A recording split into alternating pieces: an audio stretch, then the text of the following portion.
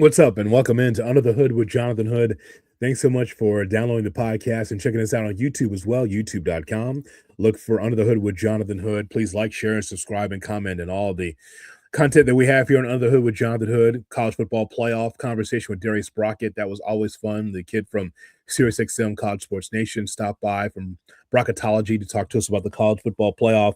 Also, plenty on the Bears. Just because the season ends does not mean we stop talking Bears. I got a chance to go through the free agency list for the Bears, some that you can keep, some that you can let go, what the future is for the Chicago Bears. So make sure that you check that out as well. Plenty on baseball as well. And speaking of baseball, we're going to talk about the Chicago White Sox in a moment. But first, we are presented by Alexander James Whiskey, the official whiskey of Under the Hood with Jonathan Hood. Jesse Stewart was on the program. If you missed that conversation, make sure you go into the archives of Under the Hood with Jonathan Hood, either on audio with podcast or on YouTube. We made the official announcement not too long ago, and indeed, Alexander James Whiskey. Always keep it in the office just in case something goes wrong with my Chicago sports teams or anything else. Alexander James Whiskey. Go to that website that's on the bottom of the screen on Under the Hood with Jonathan Hood on YouTube, the official whiskey of Under the Hood, alexanderjameswhiskey.com. That's where you go to find out where you can find it. It is a whiskey that I've enjoyed the last few years, and I hope that if you're a whiskey drinker, that you will enjoy it as well. Alexander James Whiskey. Jesse and his crew do a great job. We talk about it a lot on Under the Hood with Jonathan Hood, but as someone that grew up on the south side of Chicago, I grew up as a Chicago White Sox fan, and I saw overnight Wednesday morning that the Chicago White Sox, they traded Luis Robert to the New York Mets. I was wondering when Luis Robert would be traded because I thought this would happen last year. I know that a number of teams were sniffing around Luis Robert because they needed an extra at bat. They needed something with a little thump, a little power. It didn't happen at the deadline. Then I thought maybe the 2026 deadline that Luis Robert would be moved. Not the case. It happened here in January that Robert is now a Met. I'll always remember a lot of the highlights from Luis Robert as the Chicago White Sox. But for someone that's not even 30 years of age, a lot of my memories will stem from the injuries that he suffered. He, along with Yohan Moncada and Eloy Jimenez and Tim Anderson and the bevy of talent that the Chicago White Sox had, they could have been doing so much more under Tony La Russa and maybe even Pedro Grifol if they would have just stayed healthy. And that was not the case with the Chicago White Sox. And unfortunately, even though we got some great outfield play from Robert at times, and we had some great home runs and some memorable moments here and there with Luis Robert, unfortunately, what we'll remember is he was always hurt.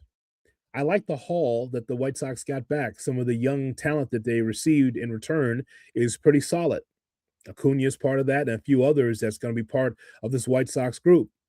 Many say that the Chicago White Sox have had a really good offseason, but to me, it's still a C because you still have to be able to find someone to replace that pop if you can. In center field, the Sox still need a right fielder. Sox still need a fourth and fifth starter. And so I'm sure they'll piecemeal that together between now and spring training. But the point is, though, is that when I say all the Sox, I read this all the time from Jim Bowden and others, the Sox, I mean, what great moves they made in the offseason. Well, again, what you're trying to do is come up from 41 wins to 60 wins to maybe being in the mid 60s, maybe in the 70 win total, which again, that's improvement. There's no doubt about that. But you are trading talent away and you're hoping that the young talent that the White Sox have can manifest itself into something special. And that is the hope for this White Sox team. I look at Luis Robert and I just remember how he had so many, great moments with the White Sox. And it's too bad that the Sox couldn't just build around him. But that's what you do. You trade one of your biggest assets to be able to get to the next level with young players. So when I look at this White Sox team, when I go to the rate on 35th Street, I'm there to see Mydroth and Teal and Vargas and Montgomery. I'm there to see what this Murakami is going to be. Is this another Yermin situation? Is this Yermin Mercedes again? I have no idea what this is. This could be great or this could be the shits. I have no idea what this is going to be over at first base. Caro, Lenine Sosa trying to figure out what that is for the White Sox, and then trying to figure out, the rotation with Smith and with Burke and Key and Martin. Again, the White Sox still are behind. And I will always say this to my dying day. It is a shame that in this major market in Chicago, that the Chicago White Sox are pretty much, running the business like a very, very, very small market, like we're the Sacramento A's. I don't get it. Don't never understand it, especially in a city like this, but this is where we are. So, where I stand when it comes to the Chicago White Sox and Luis Robert, have no problem ending that era that could have been with the White Sox and Robert going to the Mets.